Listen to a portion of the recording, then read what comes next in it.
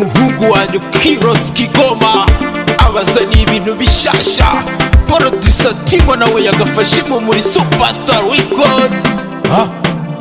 Baby wanjye ndagukunda, baby wanjye ndakwemera, baby wanjye ndagukunda, baby wanjye ndakwemera, ndakwemera ndagushaka ndagukeneye, erega niwe byumviro byanjye. Sigaye ngenda kubarura nkahura n'abagenzi bakambarira, ese Kigoma wabaye kiko twakwemeraga nka Superstar. Dusigaye tubona umeze nk'uwasaze, mundeke ndi mu rukundo hani niwe wabisobanura. Ese ubona tudakwiranye, ubona tutaberanye, iki ni cyo gihe bebe reka kunkatiruza twiyubakira umuryango, twemere rya joro ritonya urukundo.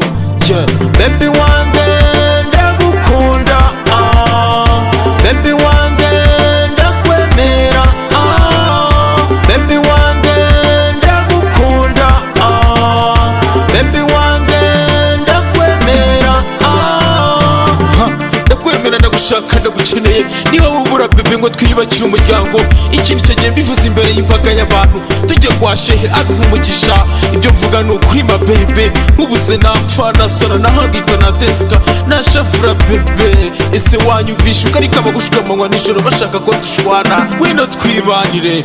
Baby wanjye ndagukunda, baby wanjye ndakwemera, baby wanjye ndagukunda, baby wanjye ndakwemera.